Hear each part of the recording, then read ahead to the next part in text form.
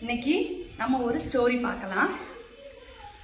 ஆனைமலைங்கிற ஒரு கிங்டம், அங்க ஒரு அரசர் சிறப்பாக ஆட்சி புரிஞ்சுட்டு வந்தாரு.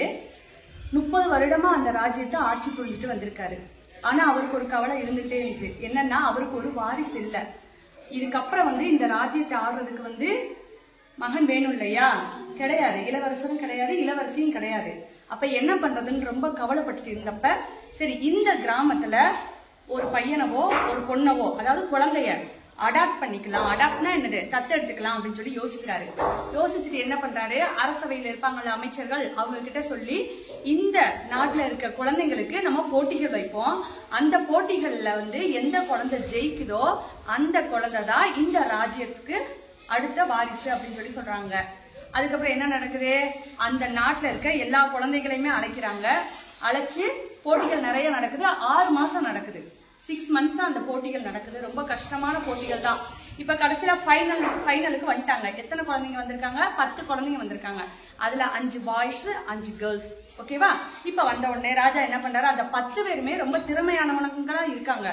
சரி, அறிவிலையும் சரி, புத்தி கூர்மை எல்லாத்துலயுமே ரொம்ப திறமையா இருக்காங்க. அப்ப ராஜா என்ன பண்றாரு, இப்ப இந்த 10 பேர்ல ஒருத்தரை செலக்ட் பண்ணணும் இல்லையா? அப்ப என்ன பண்றதுன்னு யோசிக்கிறாரு.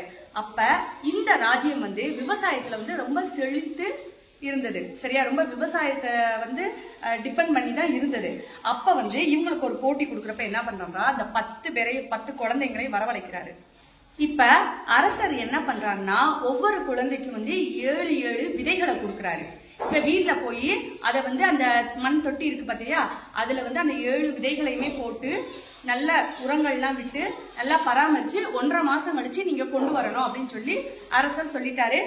எல்லாருமே அந்த விதைகளை வாங்கிட்டு வீட்டுக்கு போயிட்டு நல்ல ஒரு அந்த பூந்தொட்டி இருக்குல்ல, அதுல நல்ல மண்ணை போட்டு நல்ல அந்த விதைகள் எல்லாம் போட்டு உரங்கள் போட்டு தண்ணி ஊத்தி நல்லா வளர்க்க ஆரம்பிக்கிறாங்க. அந்த 10 குழந்தைங்கள்ல ஒரு குழந்தை ஆணி. அந்த பொண்ணுக்கு மட்டும் விதை வளரவே இல்லை. மற்ற 9 பேருக்கும் நல்லா வளர ஆரம்பிச்சிருச்சு. அந்த பொண்ணும் கரெக்டா நல்ல மண்ணு போட்டு உரம் போட்டு நல்லா அந்த விதைகளை எல்லாம் கரெக்டா போட்டு எல்லாமே பண்றா. நல்ல ப்ரேயர் பண்றா, அந்த செடி நல்லா வளரணும்னு சொல்லி நல்லா ப்ரேயர் பண்றா. ஆனா அந்த பொண்ணுக்கு வளரவே இல்லை. அப்ப அவங்க ஃப்ரெண்ட்ஸ் எல்லாம் என்ன சொல்றாங்க, ஆனி நீ சந்தையில கூட வேற விதைய வாங்கிட்டு போட்டு நீ வளர்த்துரு, ஏன் இப்படி இருக்க அப்படின்னு சொல்லி சொல்றப்ப இல்ல அது நம்ம சீட் பண்ற மாதிரி இருக்கும்ல அப்படின்ட்டு வேணான்ட்டு என்ன பண்ணுது, நம்ம அவங்க பேரண்ட் இருக்காங்கல்ல அவங்க கிட்ட போய் பேசுது.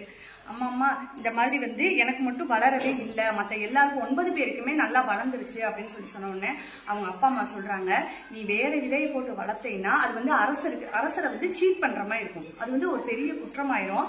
நீ நேர்மையாவே இரு, வளரலனாலும் பரவாயில்ல, உனக்கு இந்த அந்த ராஜ்யம் விதிக்கப்படாமல் கூட இருக்கலாம், அதனால அதை நீ பெருசா எடுத்துக்காத, நமக்கு நேர்மைதான் எப்பயுமே கை கொடுக்கும், நீ அரசரை ஏமாத்த வேணாம்னு சொல்லி அட்வைஸ் பண்றாங்க.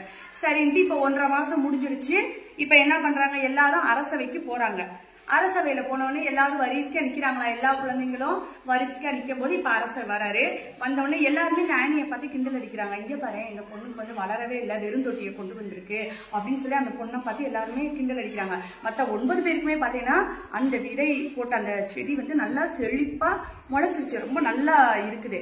அப்ப எல்லாருமே அங்க இருக்க கூட்டத்துல மக்கள்லாம் ரொம்ப ஹாப்பியா இருக்காங்க. ஏன்னா இன்னைக்கு அரசவைக்கு புதுசா ஒரு வாரிசு தேர்ந்தெடுக்கப்பட போறாங்க இல்லையா? அப்ப இப்ப அரசர் ஒவ்வொரு ஆளா பாக்குறாங்க. நான் கொடுத்த விதையத்தான் நீ போட்டு வளர்த்தையா அப்படின்னு சொல்லி கேக்குறாங்க. உடனே குழந்தைங்க ஆமா அப்படின்னு சொல்லி சொல்லுது. ஒவ்வொரு குழந்தையுமே இதே மாதிரி கேள்வி கேட்டுட்டே வராரு. அப்ப கடைசியா அந்த ஆனி நின்றுச்சு. உனக்கு ஏன் வளரல அப்படின்னு கேக்குறாரு. கேட்டோன்னே இந்த ஆனி சொன்னது, தெரியலங்க ராஜா, நீங்க கொடுத்த விதையத்தான் நான் போட்டேன், ஆனா ஏனோ தெரியல வளரல, நீ நல்லபடியா பராமரிச்சியான்னு கேக்குறாரு. நல்லபடியா பராமரிச்சேன் அப்படின்னு சொல்லி அந்த பொண்ணு சொல்லுது. அப்ப ராஜா என்ன பண்றாரு, அந்த பொண்ணோட கையை தூக்கி இந்த பொண்ணுதான் இதுக்கப்புறம் இந்த நாட்டை ஆள போறவங்க அப்படின்னு சொல்லிட்டு கூட்டிட்டு போய் தன்னோட சிம்மாசனத்தோட அருகில உட்கார வச்சுக்கிறாங்க அருகில. அப்ப எல்லாரும் என்ன பண்றாங்க, எல்லாருக்கும் சந்தேகமா இருக்கும்ல, என்னடா இத்தனை 9 பேர் இவ்வளவு நல்லா ஒரு செழிப்பா வளர வச்சுட்டாங்க, இந்த பொண்ணுக்கு வளரவே இல்லை, வெறும் தொட்டியை கொண்டு வந்திருக்கு, இந்த பொண்ணை அரசவையில இவர் அடுத்த வாரிசு இதுதான் இவங்கதான் அப்படின்னு சொல்லி அறிவிக்கிறாருன்னு சொல்லி குழப்பத்துல இருந்தாங்க. அப்ப அரசர் சொன்னாரா, இந்த பொண்ணுதான் நான் கொடுத்த விதைய கரெக்டா அந்த பூந்தொட்டியில போட்டு இருக்குது. ஏன்னா நான் வந்து விதையை யாரு நல்லா வளர்த்துட்டு வராங்கன்னு சொல்லி நான் டெஸ்ட் வைக்கல, அவங்க குணத்தை டெஸ்ட் வச்சேன். நான் கொடுத்த விதை வந்து வளராது. ஏன்னா அந்த விதைகள் அனைத்துமே, அந்த விதை வந்து கோதுமை விதை, சரியா? நான் கொடுத்த அனைத்து விதைகளுமே வேக வைத்த விதைகள். வேக வைத்த விதை முளைக்குமா? முளைக்காது. அப்ப இவர் வந்து எல்லாருக்குமே அந்த 7 விதைகள் வந்து வேக வைத்த விதைகளை தான் கொடுத்திருக்காங்க. அப்ப இதுல இருந்து என்ன தெரியுதுன்னா, இந்த பொண்ணு மட்டும்தான் ராஜா கொடுத்த விதையை வந்து போட்டு முளைக்க வச்சிருக்கு. கரெக்டா? அது முளைக்கல, முளைக்கிறதுக்காக போட்டிருக்கு, முளைக்கல. ஆனா மத்தவங்க எல்லாம் என்ன பண்ணிருக்காங்க, வேற விதைகளை வாங்கிட்டு வந்து போட்டு முளைக்க வச்சுட்டாங்க. அப்ப எல்லாருமே சீட் பண்ணிருக்காங்க. இந்த பொண்ணு சீட் பண்ணல, ஹானஸ்டா இருந்ததுனால அந்த ராஜ்யம் வந்து இந்த பொண்ணுக்கு வந்து ராஜா வந்து முடி சூட்டியிருக்காங்க. இந்த பொண்ணுக்கு அந்த ராஜ்யம் கிடைச்சிருக்கு. அப்ப நேர்மை வந்து நம்மளை எங்க போய் கொண்டு போய் விடும் அப்படின்னு சொல்லி அதற்கு வந்து இந்த கதை வந்து எடுத்துக்காட்டு. சரியாப்பா?